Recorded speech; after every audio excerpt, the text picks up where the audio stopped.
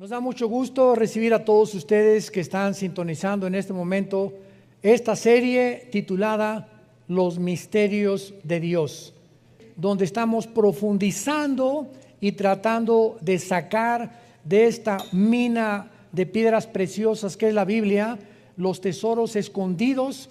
Como dice el rey Salomón, gloria de Dios es esconder un asunto y es nuestra responsabilidad sacarlo a la luz.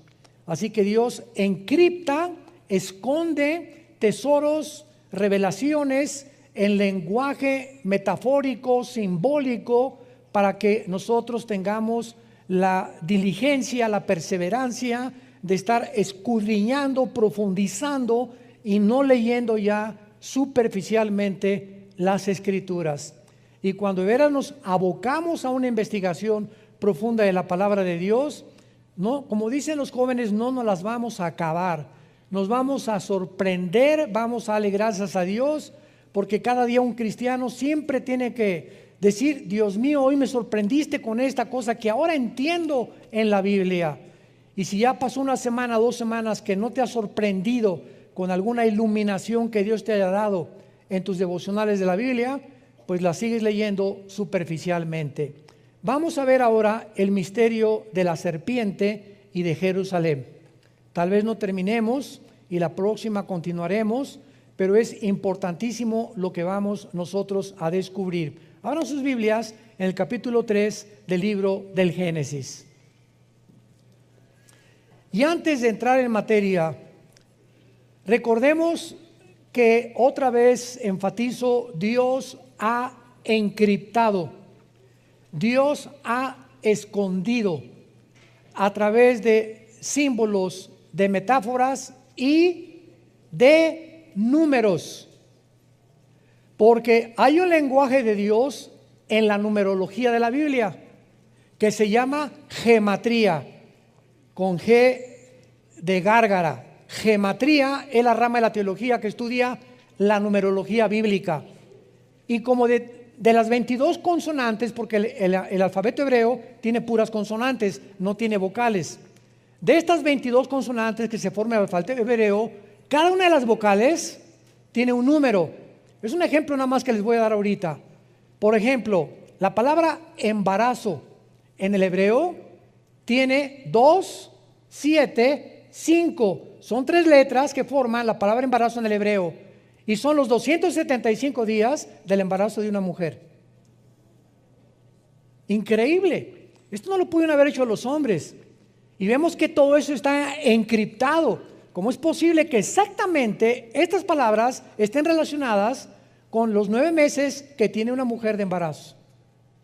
Entonces, esto es solamente un botón de muestra, como decimos. Génesis capítulo 1. En el principio Dios creó los cielos y la tierra. Bereshit ha Elohim asamayin aeretz. Son 7 en el hebreo, son 7 palabras, y la del medio es un menorá. 3 a la izquierda y 3 a la izquierda, y en medio el 7, que es Jesús. Porque 3 a la derecha y 3 a la izquierda del menorá es el número del hombre. Fuimos creados en el sexto día. Y cuando Jesús entra en nuestra vida, pasamos de la mundanalidad a la espiritualidad con Jesús. ¿Qué es lo que significa el menorá? Y es el símbolo de vida nueva para el mundo. Es un menorá, vida nueva para el mundo. Ustedes entienden por qué lo tenemos como símbolo también. Muy bien, estos solamente son botoncitos de muestra. para que de veras se agarren y digan: ah, caray, esto está sabroso, ¿verdad? Qué rico está el postre. Muy bien, de la misma manera que esto es claro en el Antiguo y el Nuevo Testamento, en el Nuevo Testamento llega Jesucristo y comienza a hablar en parábolas. ¿Qué son las parábolas? Son comparaciones de cosas terrenales con espirituales o viceversa. Entonces Jesús comienza su ministerio. El sembrador, Mateo 13, salió a sembrar y una semilla cayó junto al camino, otra en espinas, otra en rocas y la cuarta dio fruto. Y la gente que lo escuchaba, ¿qué fue lo que escuchó? La tierra, semilla, un sembrador, espinas y piedras. Y no encontraron más que, qué bonito cuento. Y entonces agarró a los discípulos, después de que la gente no entendía, los llamó aparte y les dijo: a ustedes, los que me siguen, les es dado de conocer los misterios de Dios. Y entonces, aparte a ello, les explica: el sembrador es el que siembra la palabra de Dios, la semilla es la Biblia, el terreno es el corazón del hombre, los de junto al camino son los que cuando viene el diablo y no le entienden, se vea la palabra, los de espinos, etcétera, etcétera. Y él, detrás de un supuesto cuento o una historia, escondió los misterios del reino de Dios, para que hasta los granjeros, hasta los rancheros, cualquier indígena, no importa que no haya de la primaria, puedan entender los misterios escondidos en la Biblia si tienen a Cristo como su Señor.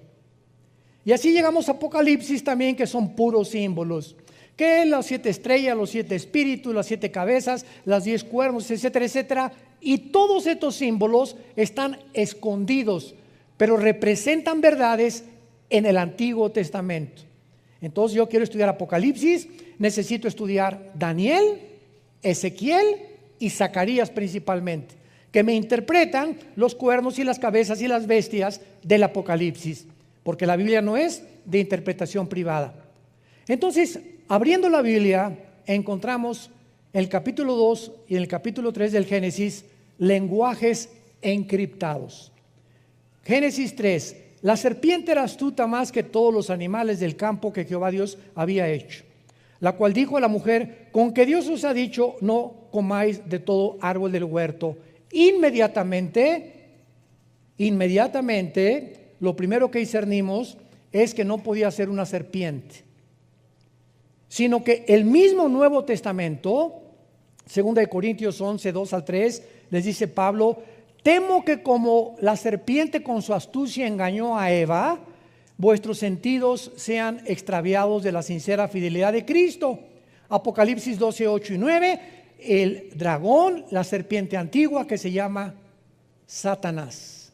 Entonces vemos que lo que aparece como un animal en el capítulo 3 del Génesis, sabemos que no era un animal.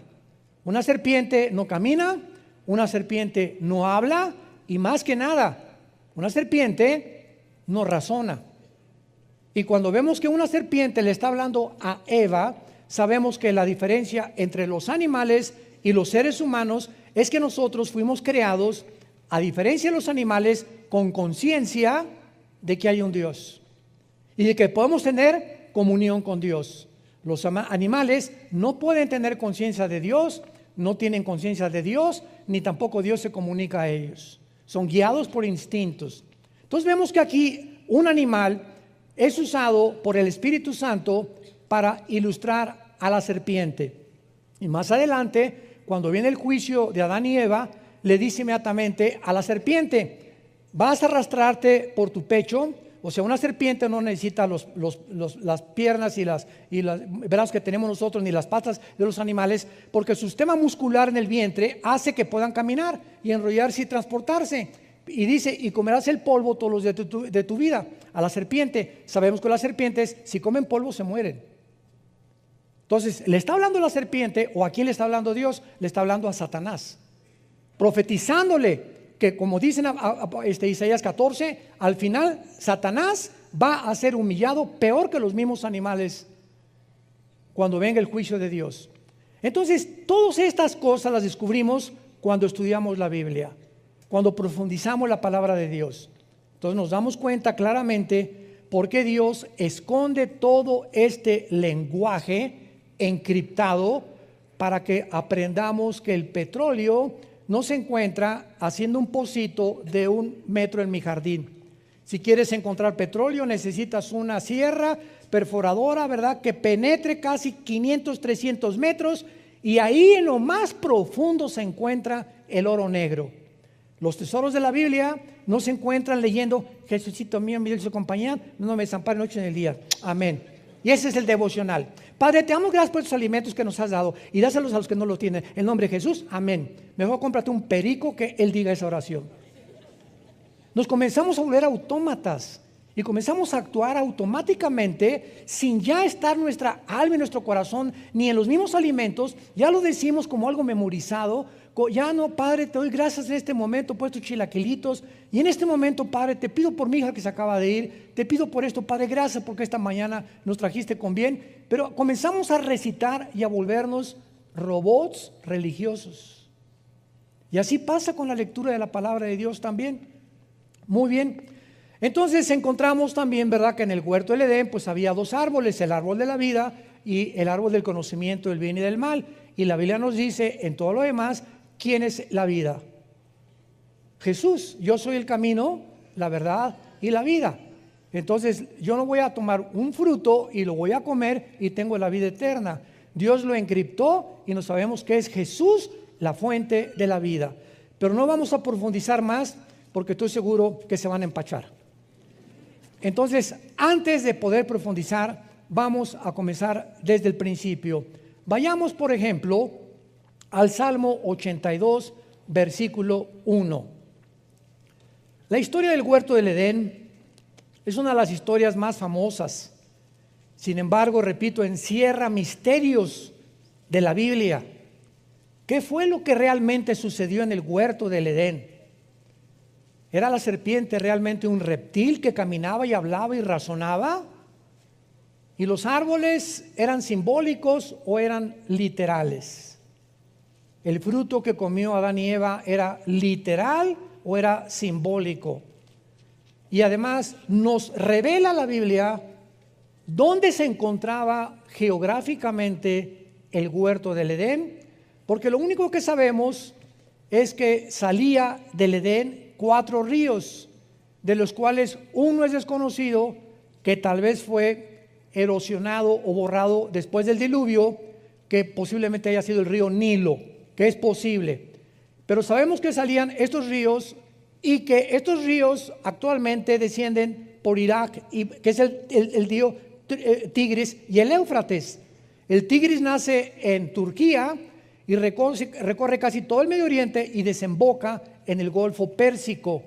Entonces nos damos cuenta que como se encuentra ahorita, si agarro un mapa ahorita y pongo a Israel, y pongo a Jordania, y pongo a Irak, y pongo a Irán, y pongo a Líbano, estas naciones que nosotros vemos geográficamente divididas por fronteras, fueron divididas después de 1920.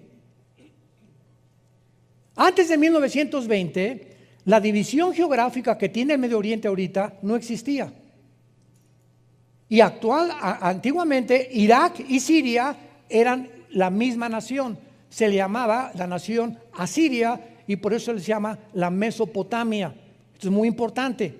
Llega 1922, los ingleses derrocan al imperio turco, al imperio otomano, que tenían el control del Medio Oriente. Los ingleses toman el control del Medio Oriente, viene la declaración Balfour de los ingleses, proporcionándoles a los judíos el derecho de regresar a la tierra, pero pasaron cientos de cosas que impidieron que regresaran, y entonces viene la Segunda Guerra Mundial. Hitler mata a 6 millones, y ante este espectáculo, ¿verdad?, nos damos cuenta que comienza el Medio Oriente a ser dividido, y todas las naciones que forman ahorita el Medio Oriente, de 1925 a 1950, 48, 50, fueron divididas por las Naciones Unidas.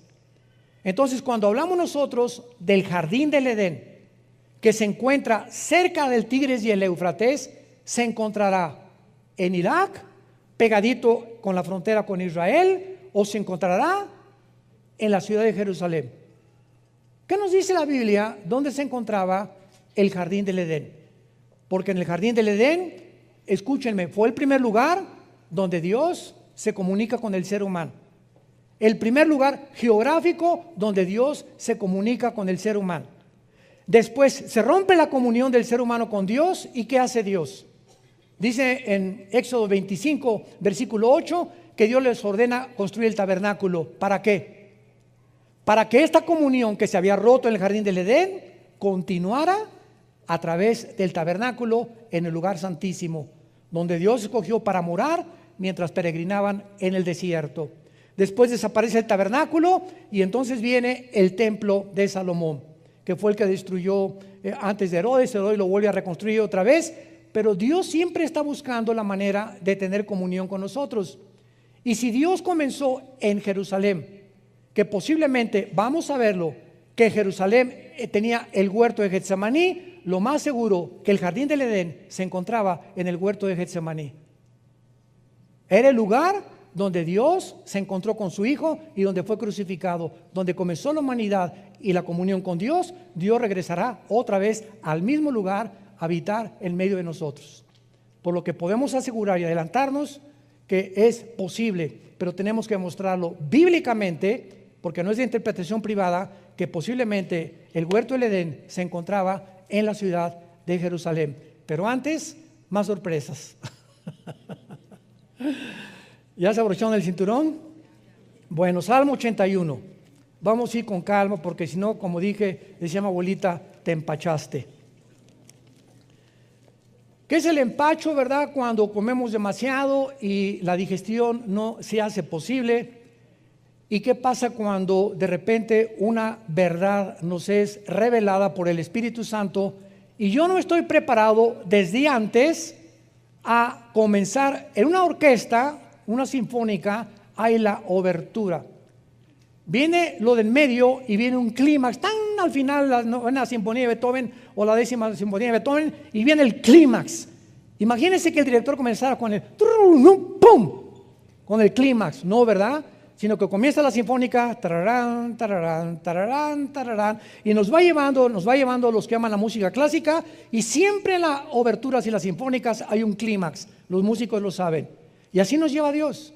No nos lleva Dios y nos dice a un niño de 3 años, ¿cuánto es la raíz cuadrada de 27? Y el niño, ¿perdón? Apenas sabe multiplicar y dividir. Entonces, así es la Biblia. Cuando hablamos de muchas cosas demasiado profundas, que ya estamos grandecitos para aprenderlas, es cuando comenzamos a girar, y si no explicamos desde la A, la B, la C y la D, se empachan.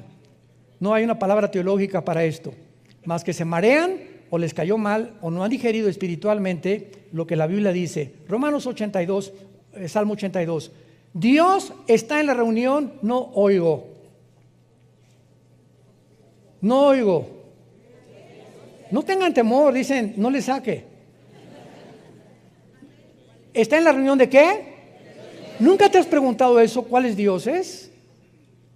¿Qué acaso Jehová, Dios, Deuteronomio 6, del 8 al 10, Shema Yisrael, Adonai Elohim, Adonai Echad, oye Israel, el Señor Dios, Jehová tu Dios, uno es?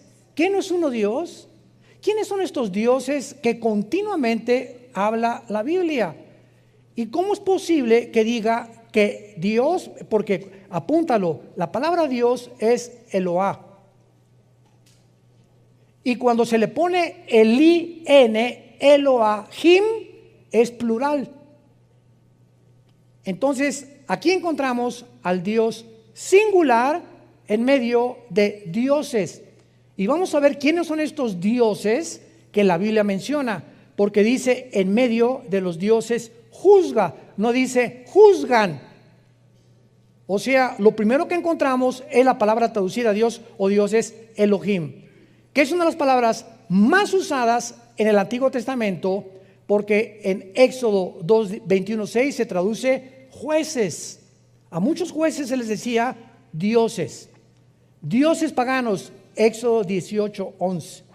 A los ángeles muchas veces, Salmo 8 versículo 5, se tradujo Elohim, se les llama dioses. Y a hombres, en Éxodo 7:1 le dijo Dios a Moisés, Aarón me será Dios ante Faraón. Muy bien, ahora vamos a entender esto. Cuando nosotros hablamos y decimos creo en Dios, no estamos diciendo nada, porque el diablo también cree. El diablo no es ateo. Una vez una señora me dijo, yo creo en Dios, y le pregunté inmediatamente, ¿en cuál? ¿Cómo que en cuál? Los hindúes tienen 6 millones de dioses. Los griegos tenían su mitología griega, al dios Neptuno, al dios Zeus, etcétera, etcétera. Cuando me dice, creo en Dios, ¿qué me está diciendo la señora? Usemos la lógica elemental. Estoy creyendo, yo creo que hay algo superior. Nada, es lo único que me está diciendo, algo superior. Ok, hay muchas cosas superiores que se les llaman dioses en la Biblia. A los ángeles, a muchos demonios se les llaman dioses. A todas las criaturas divinas debajo de Dios se les llama dioses. Y hay personas que se les llamaron Elohim también en el Antiguo Testamento. Ahora bien, este término Elohim se aplica también a los ángeles caídos, como a los ángeles obedientes. Y cuando Satanás tienta a Eva, ¿se acuerdan qué le dijo? Serán, pero está en plural, no dice serán como Dios, ahí apúntalo, es Elohim, serán como los dioses. O sea, Satanás dice, hay un mundo, una dimensión invisible en el universo de criaturas que Dios ha creado debajo de él, pero que están bajo el gobierno de Dios, y todas esas criaturas se llaman dioses porque gobiernan o tienen autoridad espiritual. Entonces, lo que le estaba diciendo la serpiente o Satanás a Eva es: tú puedes tener un conocimiento de el que tenemos nosotros allá arriba en el cielo. Y cuando Adán y Eva supuestamente se comen el fruto prohibido, más adelante dice Dios en el capítulo 3, tratemos de impedir que regresen al huerto del Edén, porque si comen del huerto del Edén en estado caído, van a vivir eternamente. Entonces, cuando Dios los saca del huerto del Edén, hace en su misericordia, porque no podían vivir en pecado eternamente. Entonces fue una misericordia de Dios lo que hizo, pero Dios hace una cosa tremenda en Génesis 3, serán como nosotros, sabiendo el bien y el mal. Si ellos comen otra vez, serán como nosotros, sabiendo el bien y el mal. Fue una parte de la verdad que Satanás le dijo a Eva, mezclada con la mentira. Muy bien. Veamos en Deuteronomio capítulo 32, que cuando sacrificaron los mismos judíos que Dios les había prohibido, todas las estatuas y todos los ídolos que todas las culturas a través de la historia han levantado, se les llama dioses. El dios Tlaloc, tu padrino, el dios de los vientos, el dios Zeus. Al diablo se le conoce como un dios también. Entonces, cuando decimos Dios, ¿qué queramos decir? Un ser superior nada más. Entonces, cuando yo digo creo en Dios, no digo nada. Creo en Dios, el Padre de Jesucristo, mi Señor y Salvador. Ya estamos aterrizando. Es el único Dios vivo y verdadero. Los demás no tienen el poder que tiene el único Dios. Y su nombre no es Dios, es Yahweh, que es yo soy el que soy. Ese es el nombre de Dios. No es Pancho, no es Miguel, no es Dios. Él es el Dios y Padre de Jesucristo, o el Padre de Abraham, de Isaac y de Jacob. Así aterrizamos y nos ponemos exactamente en la atmósfera adecuada para poder realmente entender la Biblia y a quién le estamos orando. Porque hay mucha gente que ora, dice a Dios, y le están orando al mismo diablo y a los mismos demonios. Lo vamos a comprobar. Deuteronomio 32, versículo 17. Dice Moisés: sacrificaron a los demonios y no a Dios. A dioses, o sea, a los demonios, se le está llamando dioses. A dioses que no habían conocido, a nuevos dioses, otra vez ponle ahí, es Elohim, venidos de cerca, que no habían temido nuestros padres. ¿Ya van avanzando? Ya van descubriendo que esa palabra Elohim no habla más que en plural de dioses, y Dios singular Eloah. Cuando es el in aumenta el plural en el hebreo. Entonces nos damos cuenta que cuando muchas personas se hincan delante de una estatua, de una virgen o de un santo, o si, hoy está nuestra hija Natalia, que acaba de casarse, se fueron a Bali en luna de miel. Me dice, papá, es el lugar más barato de México, de más que la Riviera Maya. En Bali, $100 diario con todo incluido en los hoteles, no te imaginas, pero está a casa allá donde nace el aire. Yo le digo, a mí uno que me invite, me aviento 18 horas en el avión y ¿para qué fui, verdad? Bueno, se fueron para allá y me decía, papá, no te imaginas la cantidad de templos que había por todos lados. Y diferentes estatuas, diferentes ídolos y las, ¿cómo se llama? Las que ponen arriba de las iglesias también. Y bueno, por todos lados, todos estos ídolos y todo Tlaloc y a todo lo que el mundo le llama dioses o implica algo con lo sobrenatural, son demonios. Detrás de esas construcciones, que de alguna forma magnética atraen a esas personas a que los adoren. Entonces, al estarte inclinando detrás de una estatua, sin que tú lo sepas por tu ignorancia, estás adorando dioses espirituales, paganos, que la Biblia le llama demonios. Cuando la mujer samaritana se enfrentó con Cristo, ¿se acuerdan Juan 4? ¿Qué le dijo a la mujer samaritana? A ver, bueno, soy adúltera, parrandera y jugadora. Y tengo 5 maridos. Bien has dicho, y con el que vivía en Amaciato, pero era religiosa. Y a las 12 del día fue a sacar el agua porque las mujeres prostitutas no podían ir a la hora en que las mujeres decentes recogían el agua a las 8 a 10 de la mañana. Por eso se le encontró a las 12 del día. Y Cristo sabía y tenía una cita, Cristo, para encontrarse con esta mujer exactamente en esa hora, donde las peores mujeres iban a recoger el agua, porque Él venía por las pecadoras, no venía por las que se creían sanas. Y la mujer le dijo samaritana a Jesús, es que mis padres adoraron en ese monte, y ustedes los judíos dicen que en Jerusalén. Era samaritana ella, peleados con los judíos. Y Cristo, ¿qué le contesta? Mujer, la hora viene cuando ni acá, ni allá, ni allá, ni en ese templo, ni en esa iglesia, ni acá, ni musulmanes, ni hindúes, en ningún lado se encuentra la adoración, porque mi Padre es espíritu, y los que le adoran en espíritu y en verdad es necesario que le adoren. Pero Jesús, antes de esta explicación, le dice, créeme a mí. ¿Cómo podemos encontrar cuál es la verdadera religión? No hay ninguna verdadera religión. Créele a Jesús. No seguimos ninguna religión. Cuando me dicen en Estados Unidos, en las aplicaciones, ¿a qué religión pertenece? Le pongo ninguna. A ver, venga, ¿para qué me hable? Oiga, pero usted es pastor, ¿cómo que no es? No, yo no soy religioso. El cristianismo no es una religión, Señor. Discúlpeme, pero lamento su ignorancia. El cristianismo es una relación personal. Usted puede ser católico, remojado, bautizado, con viernes primero, hindú, etcétera, etcétera, e irse al infierno.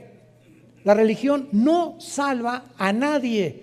Jesús vino al mundo para invitarnos a que le abriéramos nuestro corazón y que nos quitara las vendas y guiarnos a la verdad. Y seguimos a un hombre llamado Jesucristo, que fue crucificado, enterrado y resucitado los 3 días.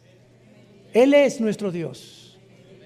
Todos los demás son dioses falsos. Dice Santiago 2, los demonios también creen y tiemblan, pero nunca obedecen. Entonces vamos entendiendo y aclarando toda la terminología y todas las raíces etimológicas de las palabras, porque los medios de la televisión, los periódicos, los comentaristas, los entrevistadores, los supuestos politólogos, filósofos que hay en el mundo no tienen ni idea de lo que es el cristianismo. Y siempre lo relacionan con que es una religión, por ignorar la Biblia, porque es lo que se ha transmitido por tradición desde hace mucho tiempo. Entonces, la frase nuevos dioses, Elohim, venidos de cerca, aquí en Deuteronomio 32, 17, se refiere a los ángeles caídos que vivían cerca de Dios. Cerca de Dios y que ahora operan perversamente en el mundo. Ahora vayamos a Ezequiel capítulo 5, versículo 5. A mí me parte el corazón cuando alguien viene a la iglesia sin Biblia. Venir a la iglesia sin Biblia es como haber ido ayer al Estadio Azteca y ver a América Chivas sin pelota. ¿Verdad? Si vas a un partido de fútbol y no tienes pelota, pues ¿para qué juegas? Venir a la iglesia sin Biblia es lamentable. Ezequiel 5, versículo 5, tremendo. Así ha dicho Jehová el Señor. Esta es, ya vamos comenzando a bucear. Ya estamos como a 10 metros de profundidad. Esta es Jerusalén, la puse en medio de las naciones y la tierra de alrededor. Apunta la palabra en medio en el hebreo. Es la palabra tawech, como suena con T de tío, A-W-S-H, tawech, y significa ombligo. Significa ombligo. La puse como el ombligo de las naciones. Es el centro de donde nosotros nacimos. ¿Qué es el ombligo? La parte física de mi anatomía que tenemos aquí, el agujerito que tenemos aquí, y con el cual estábamos conectados en la antigua vida, cuando estábamos en el líquido simniótico, ¿verdad?, de mamá. Ahí era lo único que nos conectaba, y cuando nacemos a esta dimensión y salimos de la dimensión de la matriz de la mamá al mundo, lo primero que hacen es que cortar el cordón umbilical que ya nos separa de la antigua vida a la nueva vida. Y cuando Dios le llama a Jerusalén el ombligo, está diciendo que desde ahí nació la ley, de ahí Dios vino a morir, ahí fue crucificado, ahí estuvo en el huerto del Edén, ahí fue donde el monte Moría. Abraham iba a sacrificar a Isaac. Ahí estuvo el templo de Jerusalén, el templo que está ahorita debajo de la cúpula de la mezquita de Omar. Es el centro de todo, y ahí en Jerusalén comienza la tercera guerra mundial, y en Jerusalén Dios bajará de su tercer cielo a poner su trono en la tierra en Jerusalén. Es el lugar más santo que existe en toda la historia del ser humano. La ciudad más perseguida, más odiada, la más controvertida de todas las cosas,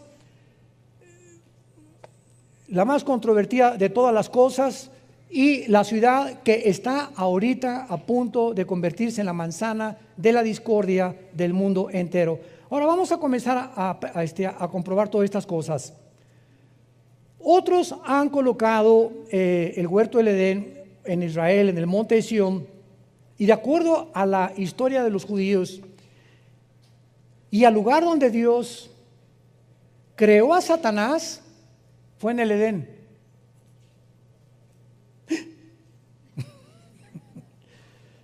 Ezequiel 28, denles una vuelta ahí nada más a las páginas, vayamos al capítulo 28 de Ezequiel. Y antes de que nosotros fuéramos creados, o nuestros primeros padres Adán y Eva, en el huerto del Edén, ese lugar geográfico fue el lugar de la creación de la criatura espiritual más sabia, poderosa, magnífica, bella, inteligente, que se llamaba Lucifer. Ahí en el huerto del Edén, donde ya lo estaba esperando Lucifer, Adán y Eva, ese lugar se puso celosísimo. Lo vamos a ir entendiendo por qué el ataque, por qué no atacó a Adán antes de que fuera creada la mujer, cuando estaba solito Adán. ¿Por qué cuando ya Dios saca a la mujer del hombre, es cuando Satanás se pone celoso y ataca a la mujer? Lo vamos a ver después. Bueno, aquí en Ezequiel 28, versículo 12 en adelante, vemos lo que iniciamos al principio. Hijo de hombre, Ezequiel 28, 12. Levanta endechas sobre quién. Vemos cómo en la Biblia Dios pone al frente reyes o personajes para mostrarnos que detrás de los reyes y de muchos gobernantes se encuentran poderes de las tinieblas manejándolos. Entonces podemos ver a un Hitler, o podemos ver un Saddam Hussein, un José Stalin, ¿verdad?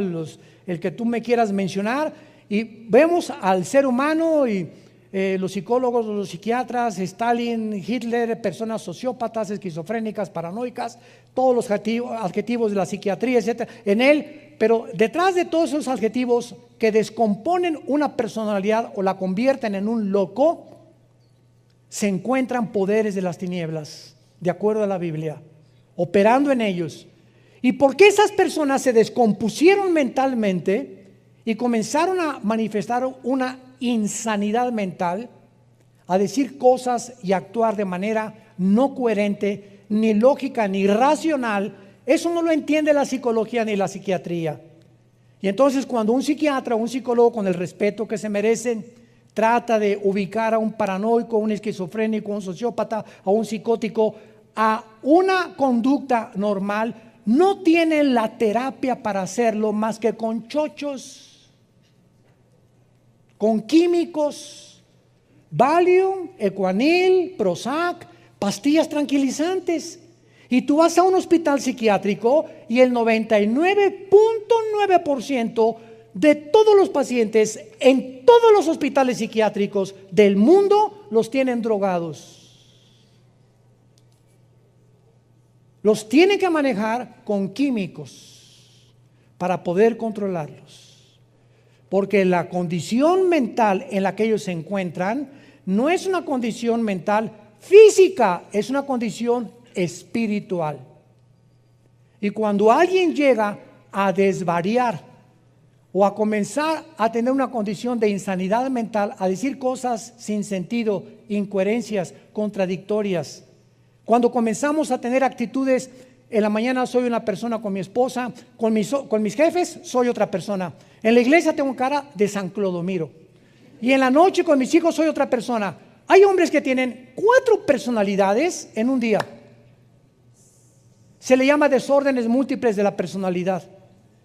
¿Y saben ustedes de dónde vienen estos desórdenes? ¿Por qué la persona no es íntegra? Yo soy lo mismo, tengo que ser en la iglesia el mismo, con mi esposa lo mismo, con mis hijos lo mismo, en mi trabajo lo mismo. Es lo que se llama integridad. Y la desintegridad es cuando se desintegra la personalidad.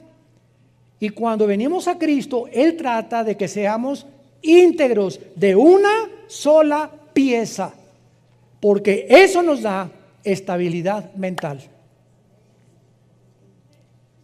Cuando tratas de aparentar o poner una cara que no eres, porque con tus amigos, ja, ja, ja, y esto y el otro, y zapata, y pásamela el tequila, el otro, llegas a la iglesia, santo, santo, santo.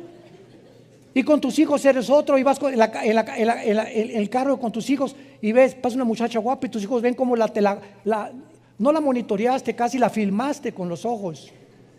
Dice, ese es mi papá, ese es el que me lleva a la iglesia. A mi mamá le pone cara de que te amo, mi mamacita, mi periquito, y relincha como caballo bien alimentado en Chapultepec por las muchachas. Te comienzas a desintegrar. Muy bien, para no profundizar más, dice aquí en Ezequiel 28:12 que Dios le dice a Ezequiel que mire al rey de Tiro, pero inmediatamente vemos lo que le dice Dios a Ezequiel que le diga al rey de Tiro: tú eras el sello de la perfección. Esto no puede ser literal. ¿Se dan cuenta cómo comenzamos a descubrir qué es literal y qué es simbólico, es metafórico? No hay ningún rey de Tiro, ningún ser humano perfecto, más que Jesucristo. Tú eras el sello de la perfección, lleno de sabiduría y acabado de hermosura. Ya parecía que se parecía el rey de Tiro a Rambo. En Edén, en el huerto de Dios estuviste. Y en ese tiempo, Ezequiel, ya no existía el huerto de Dios ni el Edén. Conclusión, vamos bien. No está hablándole a un humano. Está hablándole a una entidad espiritual representado por un rey para podernos revelar de quién está hablando. Ahora acuérdense de una cosa. El huerto del Edén, Dios no creó, síganme con mucho cuidado, a Adán en el huerto del Edén.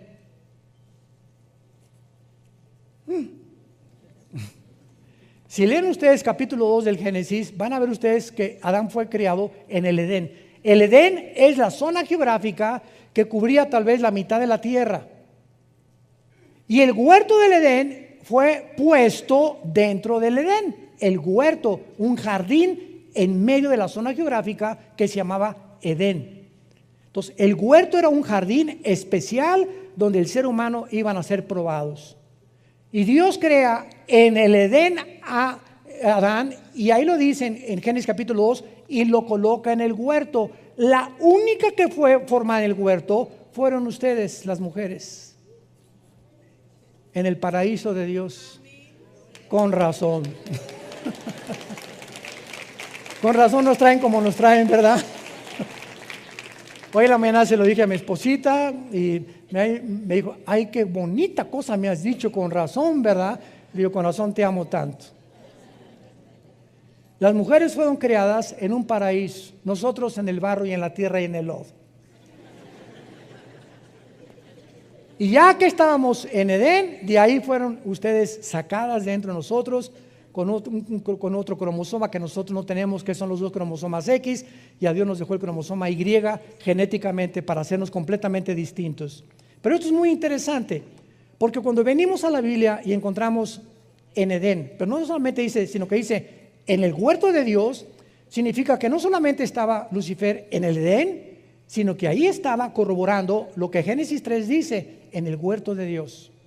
La palabra huerto también se puede traducir como es la palabra gan, G-A-N en el hebreo, gan, y es jardín, también se puede traducir el jardín o el huerto de Dios. Pero vayamos más adelante.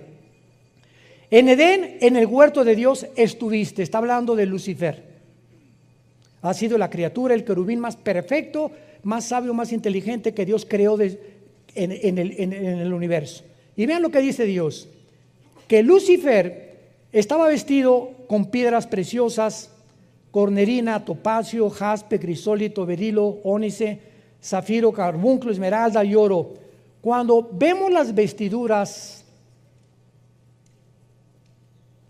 del sumo sacerdote en el Antiguo Testamento, y cuando él entraba al lugar santísimo en el mes de septiembre, ahorita nos encontramos en el mes de septiembre, octubre, en Tishri, ahorita es Rosh Hashanah, para los judíos, que es la fiesta de las trompetas.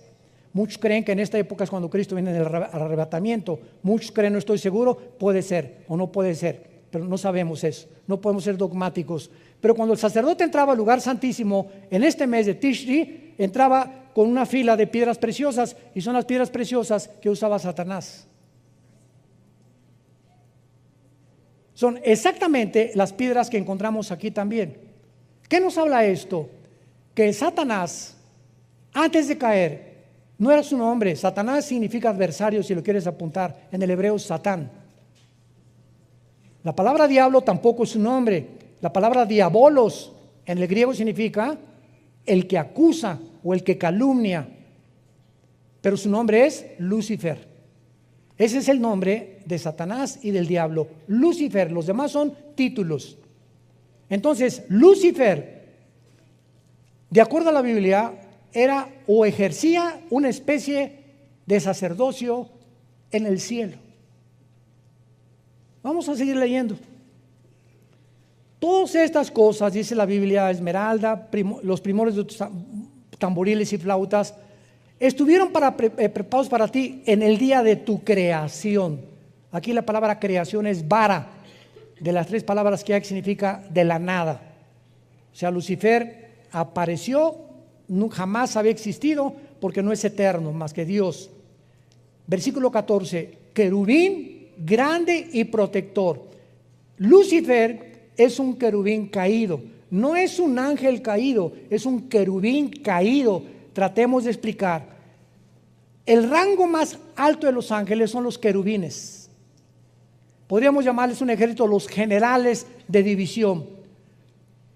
Los coroneles o los tenientes coroneles son los serafines. Y debajo de los serafines están los ángeles. Entonces, los ángeles significa malak, con K en el hebreo, mensajeros. Nada más. Nunca Dios ha mandado querubines más que en el huerto del Edén y en el tabernáculo, en el arca del propiciatorio, porque a los que Dios manda a la tierra son ángeles, y uno de ellos, el más importante, es Gabriel. Entonces, los querubines es el rango más alto de las criaturas de Dios. No todos son ángeles. Los ángeles son los mensajeros, Los serafines están alrededor del trono de Dios, esos jamás han bajado a la tierra, y los querubines, más que Satanás, ha bajado al mundo algunas veces, como lo vamos a ver.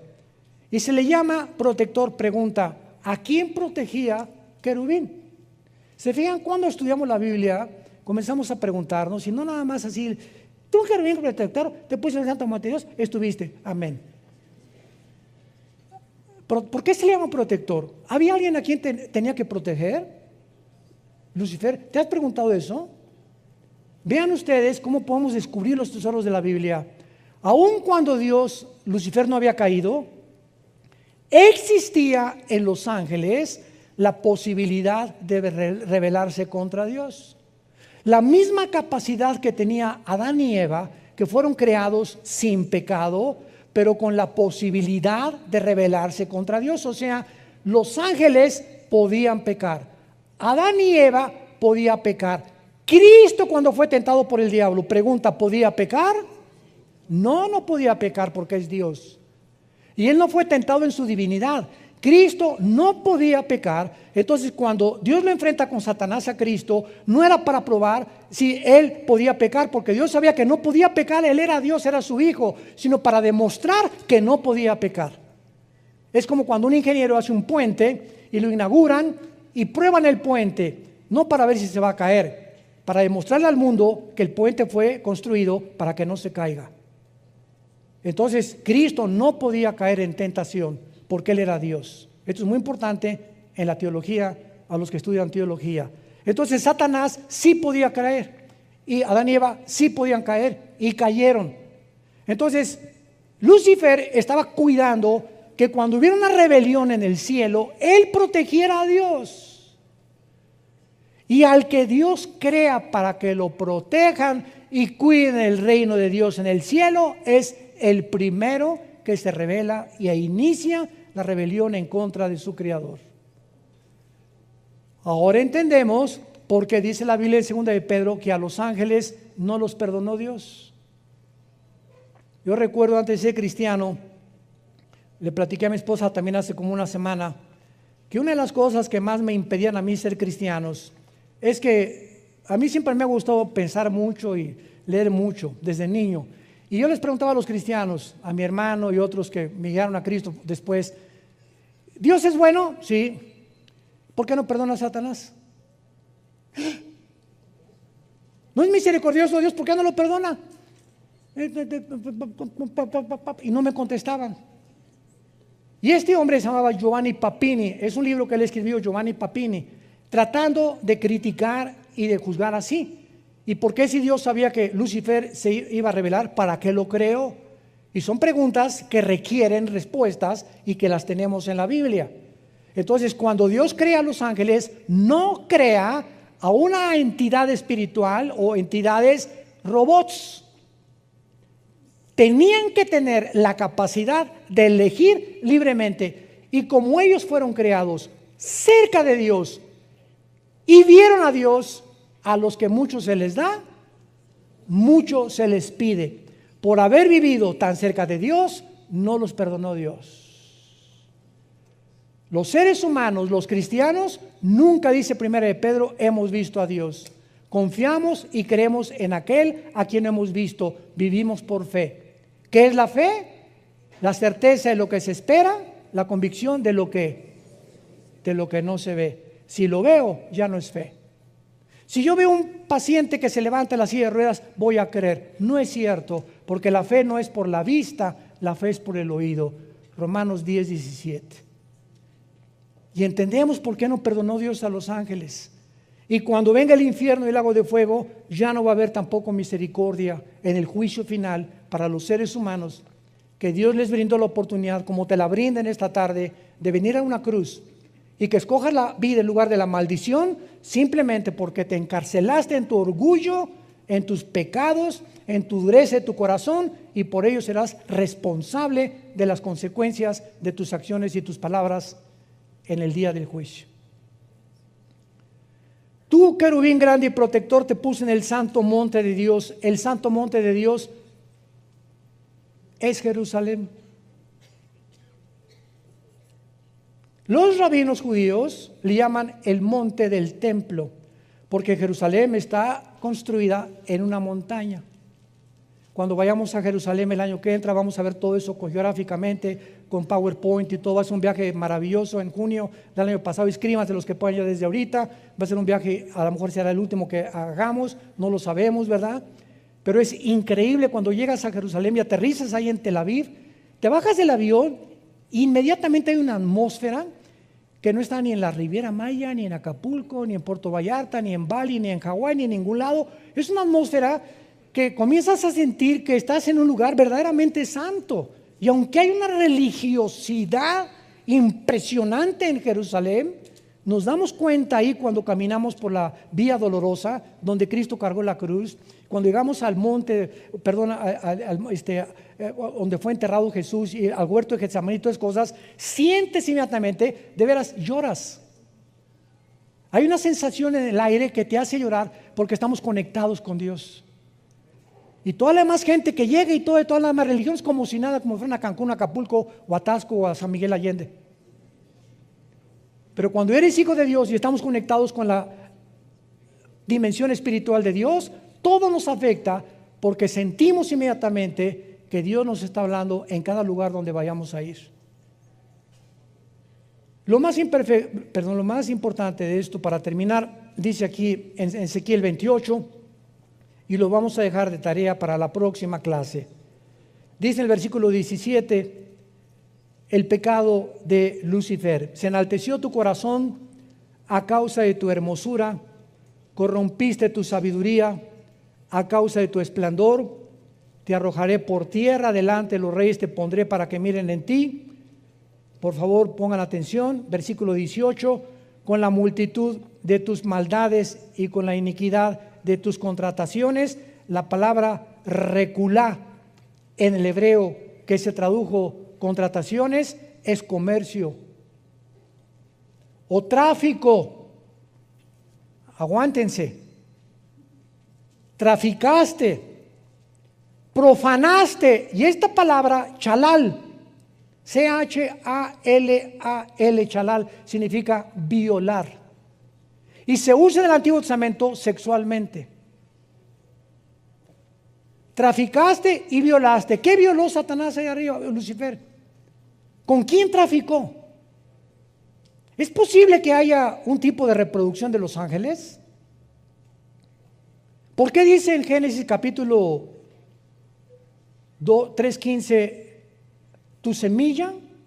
Le está hablando a Satanás, tu esperma, la palabra ser en el hebreo es esperma. Tu semilla estará en enemistado contra la semilla de la mujer. Y nace Caín, y Caín no aparece en la genealogía de Lucas ni de Mateo como hijo de Adán. Desaparece el mapa Caín. ¿Habrá sido realmente, como dice 1 Juan 3, era hijo del maligno, Caín? De alguna manera traía la semilla de él. Y nuestra naturaleza que heredamos pecaminosa, ¿de dónde vino? Porque se transmite genéticamente por la sangre del pecado. Cuando nace un niño, no le dice Dios, ahora póngale pecado. No, los padres transmiten a sus hijos. Los 23 cromosomas míos y los de mi esposa forman el cigote, 46 cromosomas, y ahí está el ser humano completito y bien pecadorcito. Como dice David en el Salmo 51, en pecado me engendró mi mamá.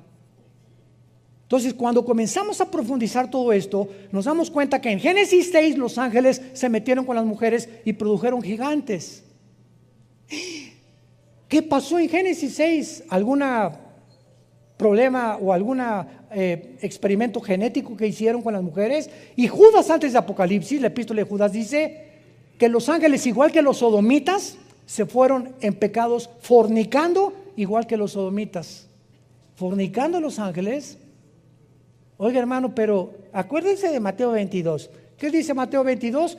Cuando se casen, cuando resuciten, no se casarán ni serán en casamiento, serán como los ángeles están en el cielo. Los ángeles en el cielo no tienen acceso, cuando bajan a la tierra, tienen forma de mezclarse con los seres humanos y producir engendros y producir fenómenos o mutaciones genéticas. Niños que nacen con dos cabezas, niños que nacen descerebrados. La mayor parte de las veces es un problema de drogas durante el embarazo o de que algún antepasado estuvo en la brujería pero encontramos que se transmite todo genéticamente. Todo tiene un origen. El origen de los árboles, ¿qué es? Una semilla. Ese árbol inmenso estaba concentrado, el volumen de eso en una semilla. Nosotros, ¿cuál fue nuestro origen? Un esperma de mi papá. En un esperma de mi papá, el óvulo de mi mamá, ahí se juntaron, ahí estabas tú y ahí estaba yo. Y míranos ahora. Cerebro, orejas, oídos, páncreas, hígado, sistema cardiovascular, gastrointestinal, piel, millones de células, de cromosomas, etcétera, etcétera. Todo en una semilla.